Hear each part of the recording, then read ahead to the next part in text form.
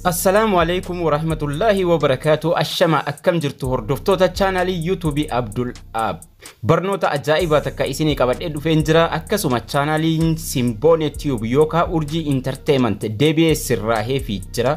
Baga gammaddeen siin jechuu barbaada. Akkasumaan haala kamiin YouTube gubate sirreessuu dandeenya ka jedhu waliin ilaalla. Haga dhuma barnoota kanaatti turtii gaarii.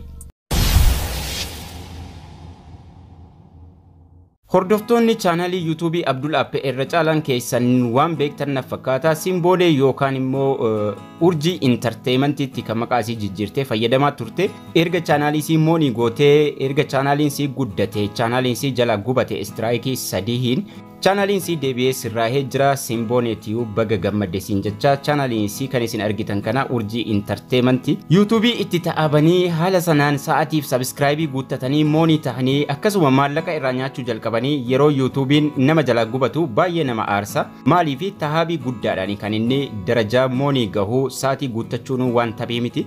Kanaafuu yeroo viidiyoo maxxansitan of eeggannoo isin gochuu qabdan tokko tokkoo fi akkasuma yoo chaanalii YouTube keenya akka carraa ta'ee strike sadiin nutti cufame haala kamiin akka sirreessuu qabnu bal'inaan wajjin ilaalla. Simboone Tube kun chaanaliin isii kana fakkaata. So deebi'uu isaatti baay'ee na gammachiisee jira. Akkasuma namoonni biraas irraa baratu jedhee viidiyoo isaa isinii qabadhee dhufeen jira. Waan nuti gochuu qabnu yoo strike sadii nutti dhufe strike tokkoof lama haala kamiin akka sirreessuu qabnu namoonni diimaa asii qabdan 1 of 3 tokkoof sadii yookaan immoo 2 of 3 jedhee wanni isinitti dhufu yeroodhaan sirreeffachuu qabdu jechuudha. Osoo inni sadii hin tahin barnoota kana duraan dabarseen jira akkaataa copyright strike ofirraa itti haqnu. Copyright strike sadii taanaan achumaan chaanaliin keessan isinitti cufama. Sababni kan Simboone cufameefis kanumaa fi copyright strike viidiyoo namaa maxxansuudhaan chaanalii isii irratti sadii waan ta'eef YouTubein itti cufee jira jechuudha.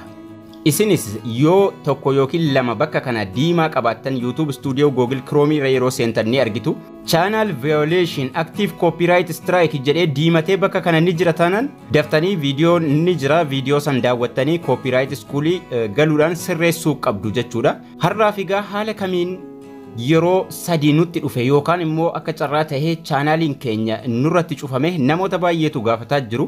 Akka haala kamiin namarraa kaasuu dandeenya nama sanatti kan nuti barreessinu narraa kaasi waan jedhu abbaa chaanalii nurratti cufsiisee sana yookaan immoo nama viidiyoo isaa jalaa fayyadamne jechuudha. Nama sanatu copyright strike nurratti erga yeroo nurratti ergee narraa kaasii waan jedhu erginaaf innoo haala kamiin nurraa kaasuu danda'a isa jedhu wajjin ilaalla jechuudha bal'inaan.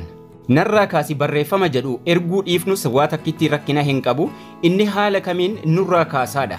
Nama sanaan wal qunnamuu ni dandeenya. Nama sanaan erga wal qunnamnee booda haala kamiin nurraa kaasaa isa jedhu Gmail keessa galleeti kan nuti waan kana sirreessinu. Aappiin Gmail bilbila keenya irra ni jira. Bakki emailiin keenya irra jiru jechuudha. Gmail aappii irra seenna. Gmail aappii irra seennee YouTube'itti waan nuti barreessuu qabnu jira.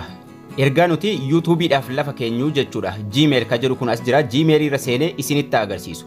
Erga Gmail irra seennee booda emailiin keenya emailiin nuti irraa nama sana itti cufsiifne tahuu qaba. Emailii YouTube ittiin banannee fayyadamaa jirru jechuudha. Emailii wal fakkaataa nama sana irratti cufsiifnee jirra. Irraa kaasuu barbaanne compose jedhee bakki mallattoo qalamaatiin jiru kana jira. Compose kanarra tuqnee YouTube'itti barreessina.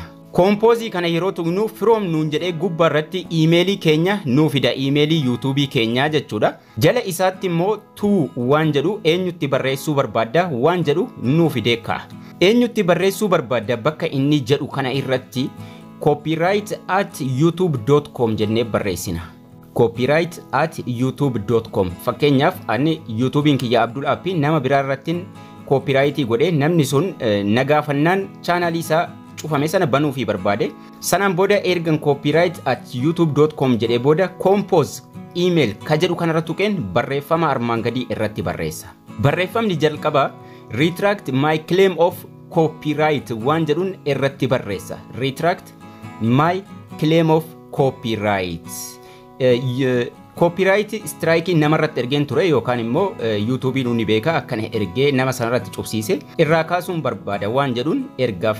Sanaan booda sarara tokko gadi utaalee yookaan lama gadi utaaleen hi team YouTube waan jedhu barreessa. Isas ergan barreessee ka'e ammallee gadiin cehaa jechuudha. Sarara gajjallattiin gadi cehaa ammas. ergan gadi ceehee kahe ammas barreeffama tokkoon barreessaaf sarara tokko gadi ceeheen jira ammallee gadi ceeheen I hereby retract my claim of copyright infringement waan jedhu itti barreessina I hereby retract my claim of copyright infringement waan jedhu irratti barreessina ammallee irratti barreesse I hereby retract my claim of copyright infringement ergan kana barreesse ka'e YouTube sanarraa copyright strike duraan ergee ture irraa kaasuun barbaada waan jedhu ergan barreesse ka'e ammallee sarara tokko gadi ceheen video linkii keenya amma video linkii videocha finnee itti galchina video link jennee barreessina sanaan booda linkii videocha deemnee koopii goonee finnee irra keenya videochi nama irratti erge sana bira jira copyright isaa keessa ni jira waan ta'eef achumarra koopii godhee fidee itti galchaa jechuudha linkii video irratti gubamee san erga linkii sana keenyee kaanee ammallee gadi utaallee claimer and retractor name jennee barreessina claimer and retractor name waan jedhu barreessina abbaa irraa maqaa irraa kaasuu maqaa namarraa kaasaaruutiif yookaan immoo irra deebi'ee nama sanarraa kaasaaru abbuma YouTube irraa kaasee jechuudha irraa kaasaa jiru jechuudha namichuma barreeffama kana barreessaa jiru ana yoo tahe Abdul App jedheen maqaa kiyya barreessaa jechuudha claimeriin yookiin retractoriin ana waan taheef irratti barreessaa ergan maqaa kiyya barreessee ka'e ammallee sarara tokko yookiin sarara laman irraa gadu taala barreeffama dhumaati kan nuti amma asirratti barreessinu wanni kun baay'ee isin barbaachisa regardless jennee barreessine ammallee maqaa YouTube keenya irratti barreeffanna Abdul App yoo ta'e Abdul App jedheen irratti barreessaa jechuudha